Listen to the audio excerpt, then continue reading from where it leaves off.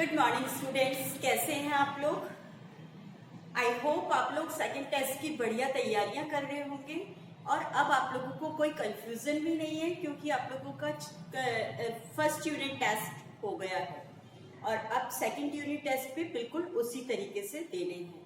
Date sheet आप लोगों को मिल गई है और ड्राइंग का सिलेबस भी मैं आप लोगों को बता चुकी हूँ। चैप्टर नंबर 2 और 3 दोनों आएंगे।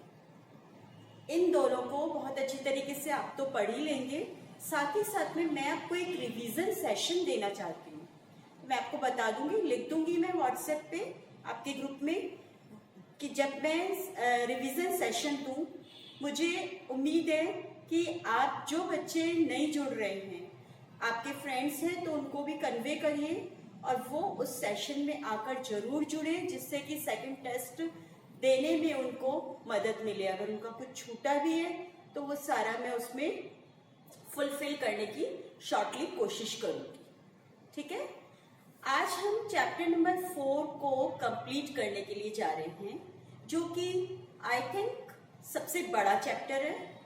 चैप्टर बड़ा जरूर है, लेकिन अगर आप इसको 2 बार ध्यान से पढ़ेंगे तो बच्चों बोरिंग नहीं है, बहुत इंटरेस्ट आएगा आपको, क्योंकि जिस तरीके से हम कहीं पे घूमने जाते हैं और उसके बारे में आकर अपने घर पे सारा बताते हैं, आंखों देखा ब्यौरा, तो बिल्कुल वैसा ही ये चैप्टर है कि जैसे आप एलोरा गए, एलोरा की गुफाएं कैसी थी, क्या क्या था उसमें, उस तरीके से अजंता गए, एलिफेंटा गए, है ना।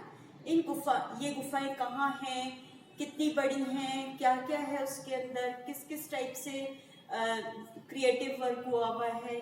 जैसे आप इसी तरीके से पढ़िए कि जैसे वो घूमकर आया है राइटर और आपको वहाँ का आंखों देखा हाल बता रहा है, और आप ध्यान से उसको सुने और कहानी के रूप में उसको याद कर लीजिए। ठीक है, जब भी आप बोरिंग स्टाइल में पढ़ेंगे ना, पढ़ाई को बोरिंग वे में मानेंगे तो आपको कुछ भी याद नहीं होगा बच्चों।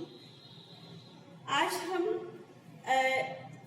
ईस्ट इंडिया की गुफा, ये केव्स जो ट्रेडिशंस है उनके बारे में पढ़ रहे हैं कि पूर्वी भारत में किस तरीके से गुफाओं की परंपरा थी। गुफाएं चैत्य, विहार और मंदिरों के रूप में बना करती थी। पश्चिमी भारत के तरीके से पूर्वी गुफाएं जो हैं वो भी बनी थी, और पूर्वी भारत में जो गुफाएं बनी थी, आंध्र प्रदेश, उड़ीसा के तटीय क्षेत्र यानी बैंक साइड में बुद्ध गुफाएं बनना शुरू हुई थी। यहाँ पे मोस्टली सारी बुद्धा रिलीजियस से रिलेटेड केव्स थी, और उसका रीजन ये था कि उस टाइम पीरियड पे बुद्धा रिलीजियस बूम पे था। ज्यादातर लोगों ने सारे धर्म छोड़कर और बुद्धा रिलीजियस अपना लिया था, क्योंकि वो बहुत ज्यादा सिंप्लीफाई करके अपने जो रूल्स रेगुलेशन से उनको मानने के लिए बताया करते थे।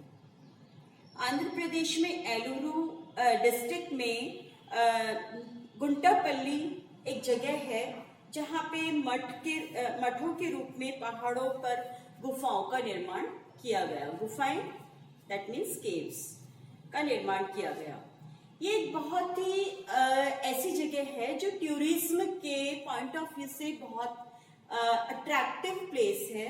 यहाँ पे बहुत सारे टूरिस्ट आया करते हैं, और जो टूरिज्म की जो बुकलेट है उसमें भी इसके बारे में इसका एक पॉइंट दे रखा है, जिससे कि वो लोग साइट सीइंग घूमने जाते हैं तो ये एक पॉइंट जरूर वो लोग घूमने जाते हैं। स्तूप विहार के रूप में ये गुफाएं जो हैं, गुफाओं का निर्माण हुआ था।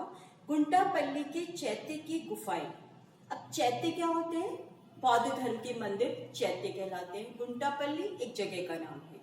यहाँ पे गोलाकार बनी हुई है, और जो पूरी गुफा है उसके अंदर चैत्य विहार सब कुछ है, लेकिन जो मेन डोर है वो मेन डोर बिल्कुल चैत्य जैसा बना हुआ है। ऐसा लगता है कि हम मंदिर में प्रवेश कर रहे हैं, लेकिन अंदर जाकर पुजारियों के रहने के क्वार्टर्स और मंदिर सब अलग अलग थोड़ी दूरी पे बनाए गए हैं। अधिक छोटी होने के बावजूद ये मुख्य विहार गुफाएं बाहर से चैत्य तोरण द्वार जैसी सजी हुई है।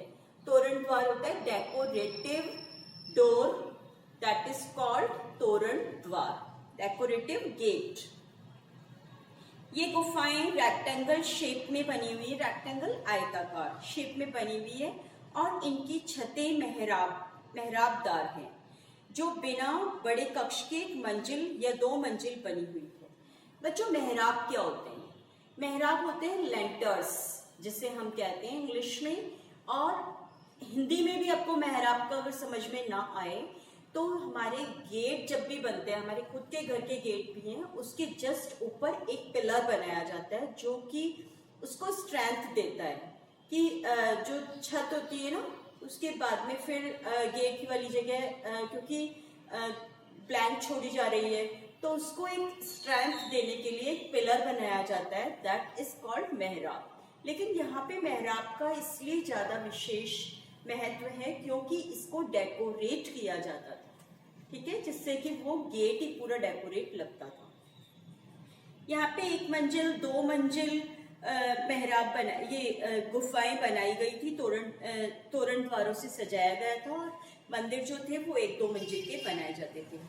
इनका जो बिल्डअप है वो ईसा की 2री शताब्दी यानी 3rd सेंचुरी के अराउंड हुआ था और बाद के टाइम पीरियड पे कुछ विहार गुफाओं का भी निर्माण किया गया। पहले तो केवल चैत्य बने थे, लेकिन चैत्यों की सेवा पूजा करने के लिए, क्योंकि प्रीस्ट को आना पड़ता है और प्रीस्ट को मंदिर के अंदर रहना अलाउड नहीं होता है, तो वो अपने दैनिक जो नित्य कर्म है उनको करने के लिए एक अलग से क्वार्टर में रहेगा। तो जब टेम्पल्स बहुत अच्छे से एस्टैब्लिश हो गए, उसके बाद में प्रीस्ट के रहने के लिए विहार भी बनाए गए।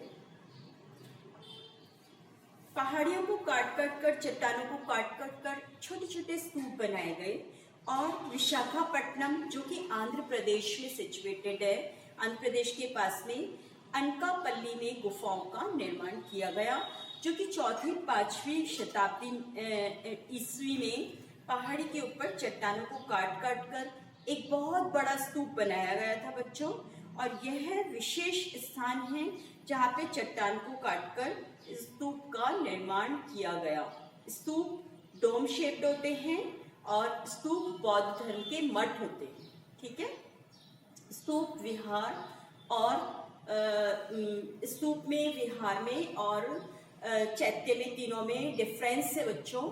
स्तूप जो होते हैं वहाँ पे प्रीस्ट रहते हैं, लेकिन वो रहने के साथ साथ वहाँ पे पढ़ाने का काम करते हैं, धर्म का प्रचार प्रसार करते हैं वो लोग।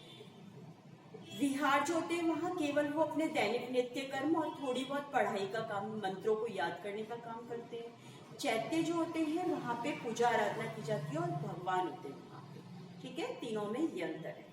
तो इस तरीके से खंडगिरी, उदयगिरी में भी भुवनेश्वर के पास में कुछ मंदिर बनाए गए थे और इस तरीके से हम कह सकते हैं कि जो हमारी पुरानी लोक गाथाएं हैं उनको इन मंदिरों की दीवारों पर बनाकर एक इतिहास रच दिया कलाकारों ने, जिसको आज हम कहने पे मजबूर हैं कि इतने सालों पहले भी इतनी क्रिएटिविटी होती थी।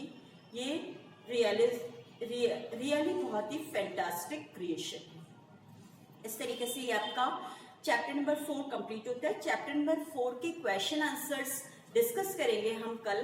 बट बच्चों, आप लोगों में से मुझे लग रहा है मोस्टली बच्चे न्यूट्रल मोड पे ऐसे ही बैठे हुए हैं, क्योंकि उनके वर्क्स मेरे पास में नहीं आ रहे हैं। बहुत कम बच्चों के आ रहे हैं वर्क्स। आप लोग अपने क्वेश्चन आंसर्स करिए, थोड़ी मेहनत करिए बैठकर। जब चैप्टर पढ़ेंगे और क्वेश्चन आंसर पढ़ के फिर चैप्टर पढ़ने बैठेंगे तो आपको आंसर्स खुद ब खुद मिल जाएंगे। फिर भी अगर आप लोगों को कोई दिक्कत आती है तो आप पूछिए, आपको मना किसी ने नहीं किया, लेकिन आपकी कॉपीज खाली नहीं होनी चाहिए। Okay, thanks.